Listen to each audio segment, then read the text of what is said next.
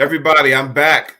Well, another episode of ArmTalk. I'm your host, Jody Williams, and today I got a longtime friend of mine, Mr. Bill Collins. Bill, how you doing today? Good, Jody. Thanks for having me on your show, man. I appreciate it. Yes, yes. Two topics I want to touch base on, right? And lately, I had Luke on my show last night, and we kind of dabbled into the IFA WAF thing. But um, do you feel comfortable talking about what happened in 2015? Oh, I'm transparent, man, on everything I do. I'm brutally honest. Some people can't handle it, but that's not my problem. And like I say, I'm transparent on just about everything I do. So fire away. You ask me a question, you get an answer. So take us back to 2015, and if I'm not mistaken, I think USA was granted the WAF World Championships, and then it got taken from us. Can you elaborate on how that went down? Yeah. So just a little bit of history how WAF works, and when you're hosting a world championship, how the world championship is elected and how often can it come back to the host country. So 2010, I was awarded the USA WAF Championships. We held it in Mesquite, Nevada. We had about 1,350 competitors. We booked about 3,200 room nights. The championship's about a week long. Um, so it went fairly well, and the price tag to host that event cost me $42,000. So Woo. anybody that's thinking about putting on a world championship with WAF, they better times that by at least five now. By the way, they have their stipulations. So again, 2010, USA was awarded the championships. We hosted it, very successful. It cannot come back. The world WF Worlds cannot come back to the host country for 5 years. So, being that we done okay, we put in another bid. When I say we, USA takes it to Congress, and how Congress works, there's a country head that represents their country, which comprises of the Congress. So when it's voted on, all the country members will vote to determine where the world championship is going to be. Now, WF usually has 3 years already put in place for the world championships.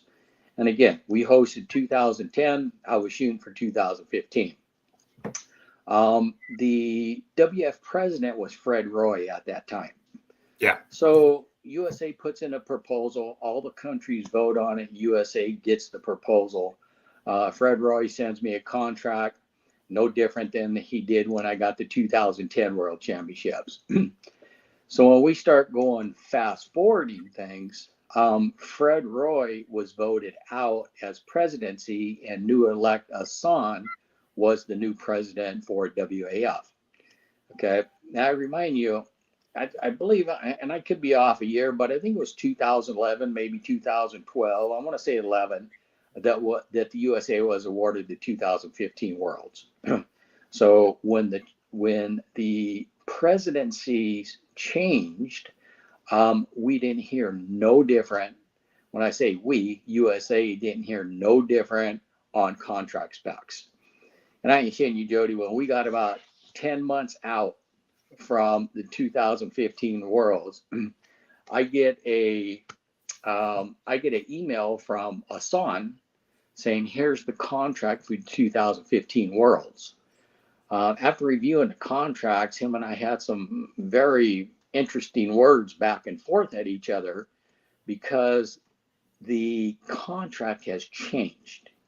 And Mm. we talked about integrity, and we talked about several things you might say. Now, and some was pleasant and some wasn't so pleasant. Right. And bottom line, Hassan being the president, he says this is the way it is. You either take it or you don't. So just to give you an idea, to host the Worlds, when I done 2010, I had to supply 220 room nights. I had to supply meals for the referees. I had to supply flights, we had to supply a lot of stuff to host the championship. Like I said, it's a $42,000 price tag. Right. The changes on this contract 10 months before the World Championships, Asan added that, hey, I need to televise 4 days of the championships, meaning the finals. So he added 4 days of the championships. I needed to rent 60 computers.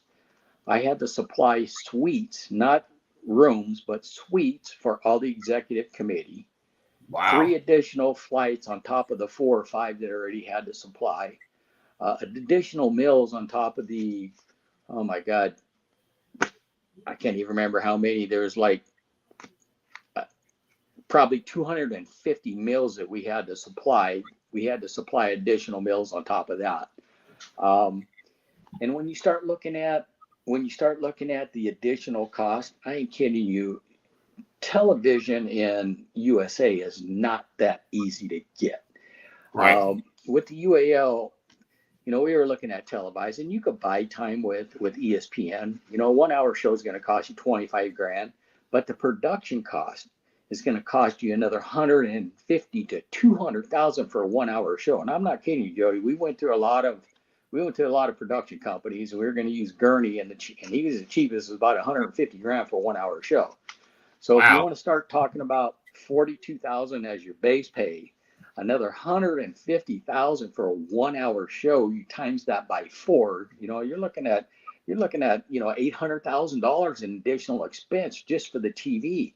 Now, in the European countries, the TV seems to be a hell of a lot easier to get. Bottom line, what does the host get out of it? They get 17.5% of the entry fees. That's it. So however many people enter the event, consider your paycheck 17.5% if you don't pick up sponsors, if you don't get room rebates for booking the rooms and that kind of stuff. Right. So, fast forward to this thing, there's just no way I could comply with it. So what I ended up telling Hassan is, hey, look, there ain't no way in hell that I could comply with it. No way in hell USA could comply with it. Just so USA doesn't get a black eye, you change the contract, you change the agreement, we're giving it back to you. And I believe Malaysia was next in line for it. Malaysia's having one hell of a time too, because I know they withheld their entry fees and they withheld their agreements. I didn't get into the pissing political part of it. I just took my beating and walked away and licked my wounds and said, hey, I'm convinced, this is my personal opinion, I'm convinced that WAF does not want the World Championships back in USA. They want to keep it in the European countries so they could grasp a hold of it and control a lot of stuff. My personal opinion. Right. So that's, go ahead. 2015, what location did you have for Worlds that year? We was looking back at Mesquite. It's about 70 miles north, I believe, of Las Vegas. Yes. But one of the things that we had to supply too was transportation. Of course, the athlete had to pay, I can't remember what it was, 10 or 15 bucks each way for transportation. But, and I had Denise Leonard help me out on that, kind of coordinate the transport part of it, going back and forth. But we were looking at, there was another host site in Las Vegas that was interested. I had a host site in Atlantic City interested, and Mesquite, where we had the 2010 World Championship. They put a really nice package together for me because they wanted it back over there. So, right. It was in that vicinity. It's just, sad that, we're at this point now. And, because scheduled 2026, I believe, WAF is supposed to go to Canada. Now, whether they hold up that deal or not is a whole nother issue, but that is the schedule. And, talking to some guys that I know, those that went to WAF Worlds via Canada had to go to a different country to, earn their way on Team Canada for WAF. And that, that kind of scratched my head. Like, I never understood that. And, we got Luke and I got deep into our conversation yesterday. And, we talked about countries over there in Europe where this is the formal agreement. This is how things are ran. So if you go over there to a different country and pull and you're not supposed to, then you don't get to go or you get banned. And sometimes that's I've never heard of that before. I mean, I have lately, but like when I first got into the sport, and it was about who was going to be there. It wasn't about the money. It wasn't about the power. It was about who was going to be there, right? And I mean, when I went to my first ever U.S. Open on the Oregon coast, it was all about who was there, and we Absolutely. kind of got away from that. And I'm hoping and wishing one of these days we can kind of get there. Some organizations get there, but as a whole, I think the sport has changed. And are we going to see that again? Who knows? Jody, I tell you, one thing that I have heartache on is the political side of it and all the drama that gets created. Um, the organizations around the world, especially USA, it's no different. Everybody thinks they have their own empire.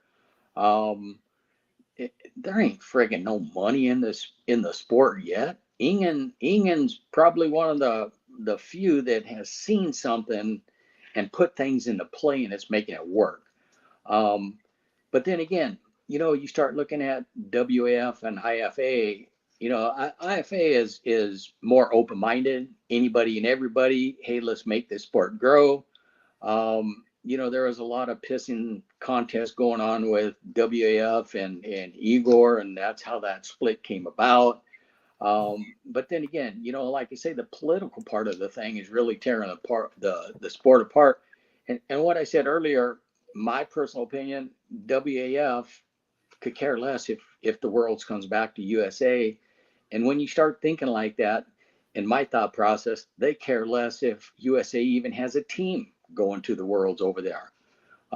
Look at it before, I was a team manager for 6-7 years, and Denise before that probably 10 years. We used to take 100 plus team members to the World Championships. What's going now? Shit, a handful, and that's because WA created this separation all over the almighty dollar. Yep. And when you start looking at again, yanking the worlds from not yanking it, giving the world, put these stringent guidelines on the 2015 worlds and what's going on right now with Team USA when you start looking on the WAF side. Again, I just got personal opinions and I just try to stay out of that political drama bullshit because it does nobody no good. What it actually does, it kind of hurts our sports and it hurts, the pullers wanting to pull the very best. When you start Yes. looking at, and I'll be honest with you, man, when you start looking at WAF and World Championships, if you wanted a badass world title, will you beat the best in the world? It was WAF. Yep. Because there was two WAFs at that time, and it's almost like it's almost like it went back to how it was years and years ago. You got World Arm Sport Federation, World Arm Wrestling Federation. You segregated and you separated the countries. We're Right. back in the same part right now. Yeah. And It's trying kind to, of it's kind of sad. yeah, we got a couple comments. Lucky from Lucky's podcast says, "Hey, Bill, good to see you. California is still one of my top arm wrestling experiences." And then Benji Max says, "When is Bill going back to the East First West? And is he in talks with King of the Table 13 in Vegas?" Uh, let's go with that last question first, Jody, because I didn't hear everything on the first one. Um, I mentioned to you earlier before we started the show, it really sucked. I've been wearing hearing aids since 2007 from a bad dive accident. My Right. word recognition has gotten really bad. So if I can't see your lips moving while you're talking, I'm screwed. Okay. Unless your name is Rick Banis. That guy, don't ever talk about him when you're 20 feet away because he will know everything that you said just by how your lips move. But Nah. Okay. cool. So yeah, being involved with KOT from day one, I'm pretty lucky to have that opportunity and meet a lot of really cool people. Friends with the owner, Don Laprise, and he did reach out to me because they wanted to have the KOT in the United States. I've been looking at different host sites in Las Vegas because that's where they like to have it. Right now, in December, and a lot of people don't realize this, that host sites are expensive, especially in Las Vegas, because their spots are premium. They don't have to spend money to make the money. They book these host sites, and some of these host sites are for I ain't shitting you, man. For a 1 day event, it's like $10,000. Oh Um, God. no, Woo! and then some of these people have something called an arbitration clause. Arbitration clause means that you are guaranteed to book me so many rooms, and then we could start discounting the venue space for you. So what happens if you don't meet that arbitration number? Usually it's like 80%. They will send you a bill for them additional rooms. So right now, I've already looked at probably 6 different places, because if I'm going to be involved with that, I don't want to have a shithole. It's got to be something that's attractive, something that you're going to be proud to come and attend, and not have to worry about, the old carpet smell from old ass casinos and Yeah. yeah. Cigarette smoke. Oh yeah. So right now, everybody that I spoke with in the Las Vegas part, and we still got some connections from when Robert was involved with the UAL, and none of them want to give up their space unless you pay for it. King of the Table really doesn't want to pay for that venue spot. They would rather say, "Hey, we're going to bring you 1,000 people over there. They're going to have you guys are going to capture the aftermarket, which is going to be the room bookings, the alcohol, the foods, the gambling, that kind of stuff." But again, unless you guarantee them X amount of rooms, you're going to pay for that space. And right now, I'll be honest with you, right now we don't. I can't find a space in Las Vegas unless it's an old ass casino, and I'm not going in that direction. Right. Um, Now, on the flip side, um, Atlantic City, it's kind of an old Las Vegas. Last time I put an event on over there, it was, man, it was like a ghost town. They're trying to rebuild the town back up. I'm talking with the sports commissioner as we speak, and they've got a really nice sports arena over there. So, unless Don finds something sooner than I do, it's just work in progress right now. Gotcha. And now, Speaking, what was speaking that of for? the Olympia, Go ahead. your event this Saturday, the Olympia, right? Tell everybody what you got going on. Man, I tell you how this Olympia came about is years ago. When I say years ago, probably 5 years ago, the Olympia reached out to me, and they're sitting there saying, "Hey, we heard this about you, yada yada yada. We'd be interested to have you come over and put on an event." Um, at that time, there's flexible dates that you can move around, and there's hard dates, fixed hard dates that you can't. Right. And I think I might even put that on one of your posts. It might have been your post or someone else's post. And I had a fixed hard date that was the same day as theirs, so I couldn't do it. The Olympia moved to Florida. They got a hold of Scott Wynn, and Scott, tied up with Marvin on the thing, and Marvin, by the way, that guy could pull a rabbit out of his ass. Yes, But we he know was able to Marvin. come up with some serious money for the event. So they had it in Florida. It came back over to Las Vegas this year. They reached out back to me, want to know if we were interested in doing it. The nice thing about the Olympia is it's one of the most, as far as I'm concerned, it's one of the most prestige expos there is in the United States. Of course, the Arnold and the Olympia, they're, flip a coin, take your pick. Right. Um, the thing about these expos is, man, they're time sensitive. They're a pain in the butt for the load in, load outs. But once you get in there, it's pretty amazing. So what we did this year is most of these expos, they don't give you sponsorships either. So it's all out of your pocket. Ooh. And our objective, whenever we do an expo, we want to try to bring as many people as possible. So the support is unconditional who comes to the arm wrestling, because if we have a shitty turnout, they don't want arm wrestling back over no more, because they're giving you the prime space for free. You're bringing special entertainment, they're giving you prime space. So what I get out of the deal is I get the prime space, they give me the stage, they give me the PA, they give me the chairs, they set it up for us. Then it's up to you to promote it, bring people in. More people you can bring in, the happier their exhibitors are going to be, because hopefully that someone walks by their booth and they pick up aftermarket from them. So this year, Chris and I got together and we're thinking, okay, there's no sponsorship.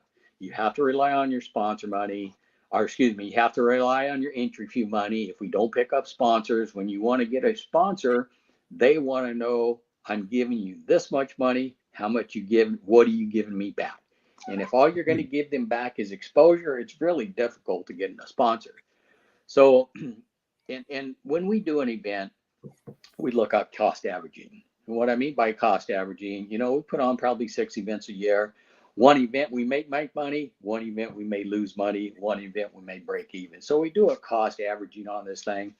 And our objective with the Olympia is, we've got one of the most prestige expos out there. We need to step up our game and come up with some of the most prestige awards that we could find. So this year what we did is the all first place open classes. I didn't advertise the women on this, but we're going to include them. All first place open classes receive a championship Olympia jacket. And I ain't seen good. If you could throw some numbers at, these jackets are about $300 each. Okay. So we're talking 14 of them. Are they leather? 14. We got 10 open classes and then 4 women classes. Every first place winner is going to get an Olympia jacket. Okay. Doesn't matter if you're man or woman. Wow. So we thought, you know what? The up and comers, I ain't shitting you, just looking at how things have been revolving the last couple of years. It's hard to give money away at events now. I do like the Patterson. We give $3,500 away. That's only $200 for first place, because you got 10 different weight classes. Right. $200 is not a whole lot of money. So what we did is, okay, for the Olympia, we thought we need to step up our game on the awards. We're going to lose money on this thing, but you know what? It's the cost averaging thing. We'll make it up somewhere down the road. So again, all first place open classes get a jacket. We got custom UAL awards, and then all amateur and all masters, we got this mini belt. It's like a huge belt, but it's miniaturized. Should I package everything up before we got talking? But I you seen it on the UAL page. I could probably grab one in 30 seconds, right? Matter of fact, give me 5 seconds. I'm gonna show you. Go ahead and do that. I'll run the show. So, hey, this weekend, all right, down there in Las Vegas, the Olympia, I'm telling you, when it comes to arm wrestling awards, Bill can throw them out there. I think I've even got an award. I think I got one of those necklaces, 3D version. I got one of those in there. All right, Bill, what we got? So, Jody, this is how anal I am. And if anybody knows me, they know I'm brutally honest and I'm anal as hell. When I say anal as hell, if you could do business with me, you're pretty damn good, because I am a friggin' weirdo when it comes to shit. So this is one of the mini belts. It's actually pretty cool. And the only reason why I have this one in my hand is because when I got the order in, I'm going to zoom up, when I got the order in, the painting on the UAL on some of them just wasn't a real solid painted effort. And then over on this side with the UAL logo, you can't even read the damn thing. So what I did, guess what? Paid $1,000, reordered some new ones. Okay. So these are the mini belts. So all of the amateur classes, all of the master classes will receive a first place mini belt. Second and third places will receive our custom awards. And then what we did is we have a a huge UAL belt like this, excuse me, an Olympia belt like this for the right hand overall championships. Chris and I started talking about this again. We thought, shit, man, there's a lot of left-handers out there too. So we just got, matter of fact, it came in yesterday, the left-hand overall class also. So damn it. Summing up the awards, we got a first place, or excuse me, overall right-hand belt, overall left-hand belt, amateur, masters, and the ladies. I included the ladies on the mini belts also. First place winners, the open classes, ladies included, get the jacket and the mini belt, and the men's get the jacket and a medal. So we went a little over and aboard on the awards, but you know what, man, I used to, and you did too, Jody. I used to travel all over the place just for the competition. Yeah. I've got world championship medals. I ain't shitting you. I could buy them for $2. I got world championship medals that are worth about $2. I get $200 away. Shit, man, that's a dinner. That's a good dinner for my wife and I. That $2 medal, I still got the damn thing. The only thing I'm proud about that is it says world champion on it. These kind of awards is something that you hang on the rest of your life, share them, show them off to your grandkids, Yes. something to be proud of. So In one fact, thing we do, yeah.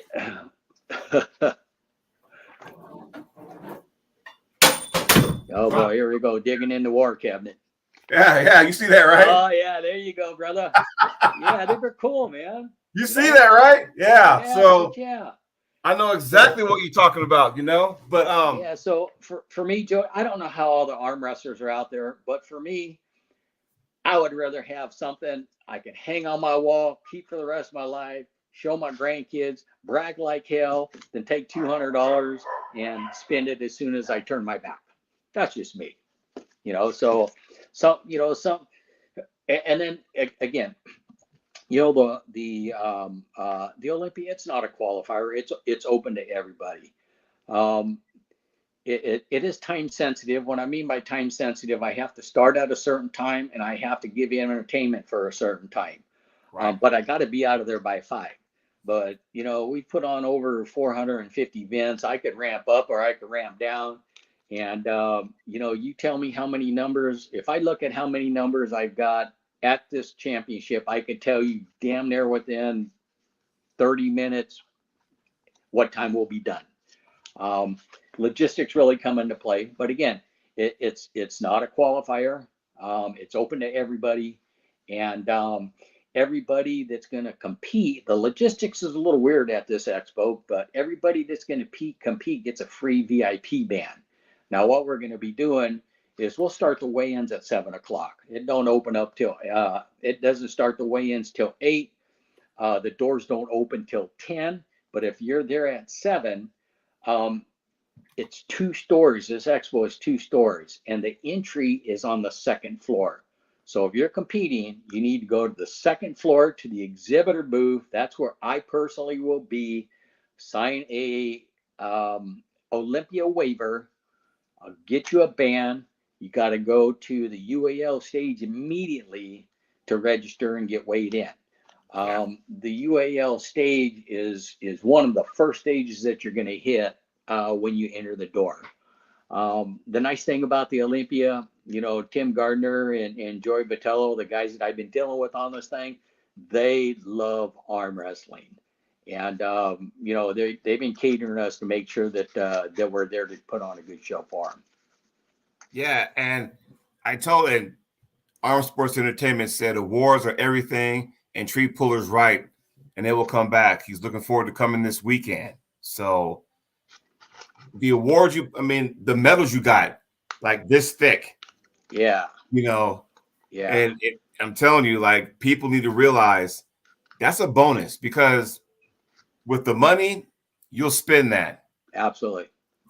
With these awards, absolutely, they stay forever, absolutely. And we tried different stuff. I think, Hell, I think I might even send you one of the necklaces we had for the World Championship one time.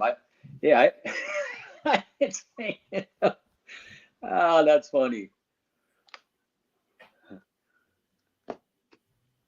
So a lot of that stuff is safekeeping, man. Yeah, there you go. So we try different shit, what somebody would like, what would they like to have, what would they like to keep. And again, for me, I'd rather spend the money on the awards than give it out as a cash prize, because when you start talking 10 different weight classes and you start breaking down, let's say I got a $3,000 sponsor, you start breaking it down, that ain't a whole lot of money. You may be talking 150 for first, 75 for second, and 50 for third. Yeah. Big deal. That's, I don't know. I look at money maybe a little different than some other people, but I'd rather have something that lasts a lifetime. But Well, yeah. that's just us. And then, like some of the events you had in the past, like, was it a lot of money? Not compared to like $1,000 payout for a first place, but it's the memories. Yeah, It's the absolutely. memories of Corey Miller pulling 8 classes at the U.S. Open that day. Yeah, I was there. they kicked ass. Absolutely. You know, Absolutely. Yeah, it yeah. was another year where you had the team competition. So there's Team Oregon, Team Canada, Team Washington, and Team Idaho. No, Wyoming. 3 people took the whole thing. Yeah, No you know Corey what? Miller. It was I Chris think it might have Chandler. just been 2 people, if I'm not mistaken, Corey and Chris Chandler. No, it was AJ Henson and Chris Chandler. Oh, yeah, there you go. Yeah. I Yeah, mean, wiped everything clean. And yeah, that's going to be in my memory forever. I mean, we all took a crack at those guys, and some of us, a lot of us lost, but some got a couple wins. But those absolutely. memories, stick out. Jody, one thing about me, man, I'm open-minded, I'm approachable. I always think my ideals are the best, but that don't mean they are. That means that I will listen to somebody if they say, "Hey, what about this? What about this?" Because, like I say, we gave, we've done some rings, maybe 2 or 3 different times on the Fit Expos in LA or Anaheim. I can't remember which one. I think we done one at both the California State and then the Anaheim event. Um, Expensive as hell, but you know what, man? I still see guys hanging it around their neck. I see them hanging up on their vehicle. These guys are proud of them damn things, and Yeah. I'm open minded. If the budget permits and if the event is supported, I have not a problem with trying new stuff. Not a problem at all. I Because like I say, even the team thing, yeah. I got, Josh and Casey involved on trying some new team stuff last year or this year, I think it was this year, last year, I can't remember now, at one of the expos. So, they came at me and said, "Hey, what about this? What about that? Let's give it a try." And then, I want to give big hats off to one of the guys that helped gets that information out there is Rick Vanis. He's Yes. the senior sports writer for UAL. What a lot of people don't realize is he actually manages the UAL Facebook page, and all as I got to do is say, "Hey, Rick, we're going to do this," and I'm hands off. He makes the story comes alive.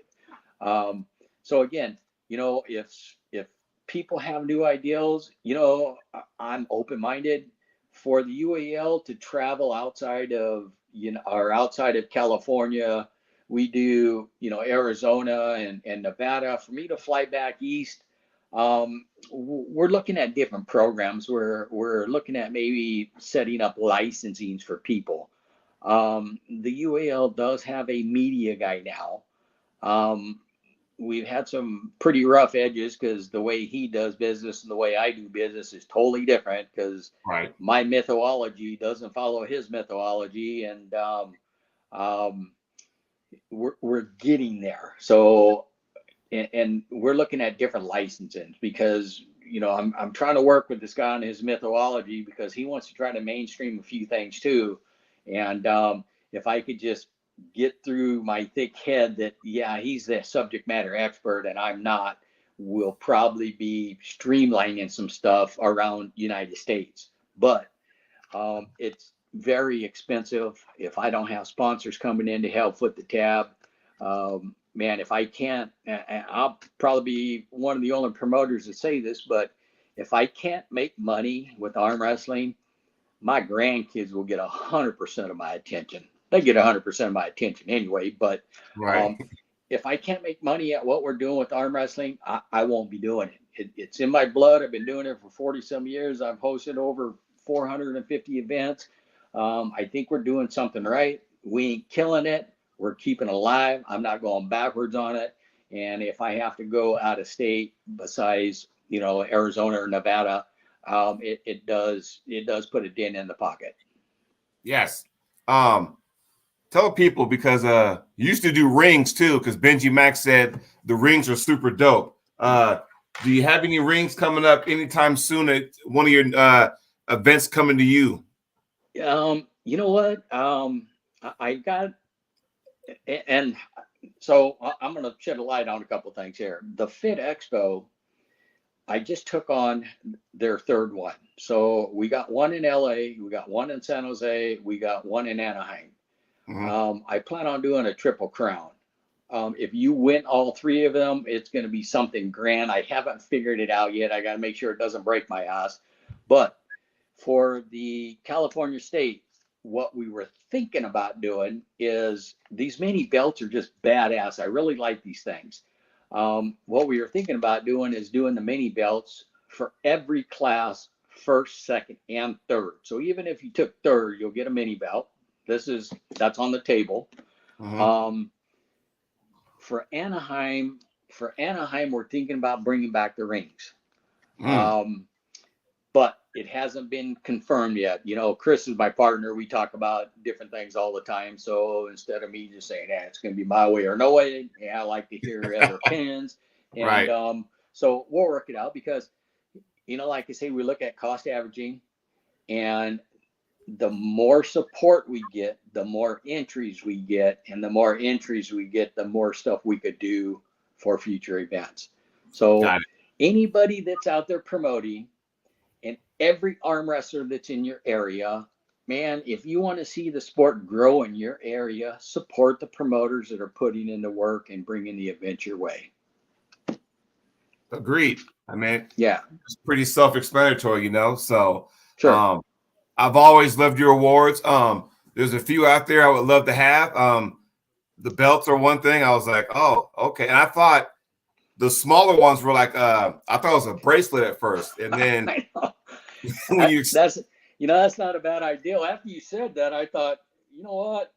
It probably can be a bracelet. I'm putting this thing on right now, but it's a little bling there, right.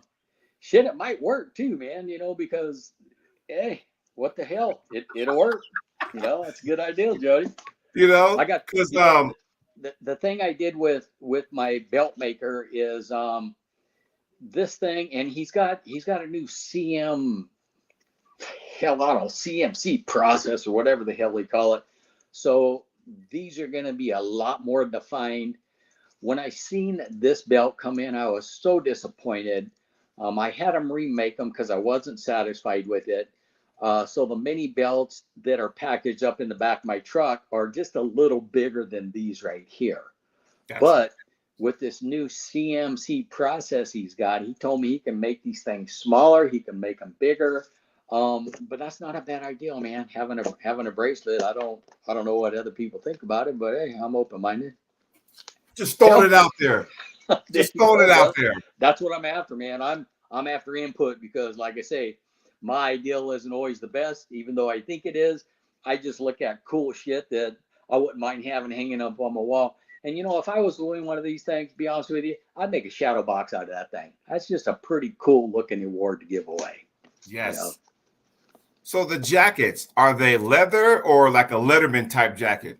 It's they've got some new varsity jackets. I told them show me some pictures, and hell, they didn't even get them in yet. The guy I'm dealing with over there at the expo, they've got everything split up in different apartments.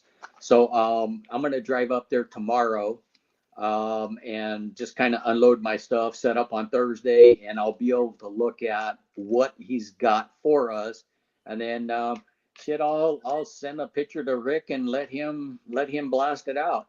Um, the ones that I've seen that look pretty cool, they were white. They had Olympia's written down the sleeves. They had embroidery patches all over it. It looked pretty cool. Um, Nice. I just don't know what I get to pick and choose from until I get there because they changed up a couple things on me. Cool. I was gonna tell Benji Mack because he asked if there were any super matches. Oh, So I'm gonna read them off to you. First one we got. I don't know if y'all can see that, but yeah, yeah. You know what? Good thing you flash that in front of me because hell, I'd probably forget who they were. Yeah. So Ricardo from Brazil, he reached out to me. He says, "Hey, I'm thinking about going to the Olympia.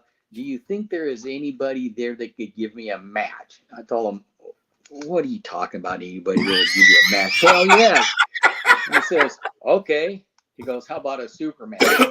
So my first thought process is guys in my backyard that I know are proactive, that are willing to do stuff for me in blink of an eye. Well, two of them couldn't. So I thought, holy shit, you know what? I think Jordan Still will be a badass match for this guy. So I reached out to Jordan. Jordan jumped all over it. Ricardo was happy he got a super match. Um, I've got, you should see their award. That thing is badass. You think, oh, damn it, I got it packaged up too. If you think this is bad, you should see the Super Match Award. It's this right here, this logo, but it's probably about this big around, maybe 8 inches. oh, wow. On the bottom of it, it has their name versus the other person's name. So I think that's going to be a really good match. Now I've seen Ricardo arm wrestle several times. Going to the worlds and knowing who he is, and I think it's going to be a good one. It's going to be a good one. We also have Leroy Walker and Mr. Brandon Allen. Yeah, so Leroy, man, he's up and coming. He's been doing a pretty good showing at the last events that he's been to. Some of the UAL events. At the last events, he says, "Hey, if you do something and you need anybody in a super match for the heavyweight, man, just keep my name in the back of your head."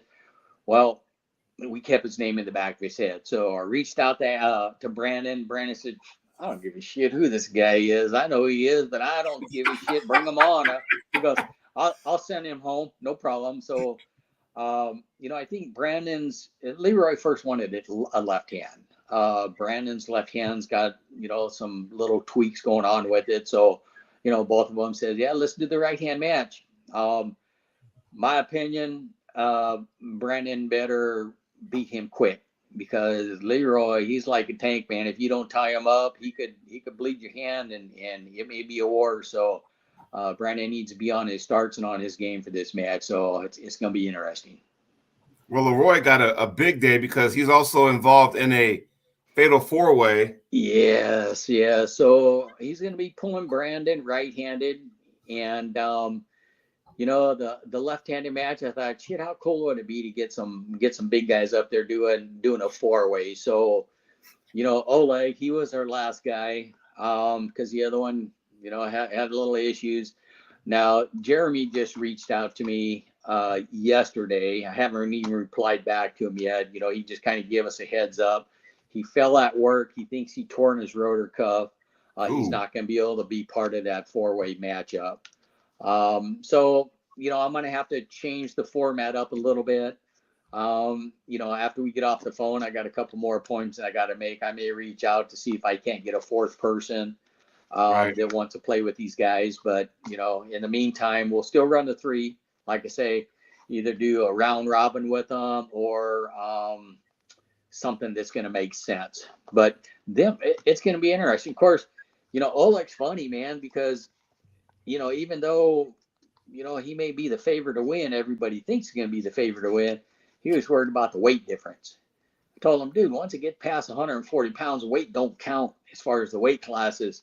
And, I told him, shit, you're only 50 pounds off anyway. He goes, damn, Bill, you must have flunked math. He goes, I know one of them's like over 400 pounds. That's over 100 pounds difference. And It's kind of interesting, but yeah, it's going to be if Oleg, it's same thing with Oleg. If Oleg doesn't get it over fast, um, Case and Leroy's got the horsepower and the endurance to maybe pull off a win on him. We'll see. And then for you ladies, Oh man, I was excited about this one. The thing that really concerns me right now is we got a lot of shit going over on Florida. We got that hurricane, people evacuating that area. That's where Sarah resides. I know both the girls are real excited. When we started looking at this thing, they're fueled by Girl, GRRRL, who is sponsoring to get them there. Thanks Courtney Olson for that. And so, like I say, right now with everybody evacuating out of Florida, I'm just hoping Sarah can make this flight and make it. We'll see. Tim just said Sarah said today her flight is canceled. Yeah. See, there we go. There we go. And the airport is closed and no flight rescheduled as of yet. Yeah, hopefully things have changed, but we still got a few days, but that's when that damn hurricane's supposed to hit, a few days down the road there. Right. We'll see. Hopefully we've got a miracle coming in. Fingers crossed. Fingers crossed. Well, Bill, I want to thank you. I know you got some phone calls to make. I know you got to put some bow ties on the event and stuff, so I'm going to let you go ahead and do that, but I want to thank you for joining me on the show. No, thanks, Jody. Keep doing what you're doing, man. I appreciate you. Yes, sir, man. Have a good safe travels down there and good luck with the event. Got it. Take care, buddy. Thank you. Take care, man. Everybody have a good time. Yes. Bye.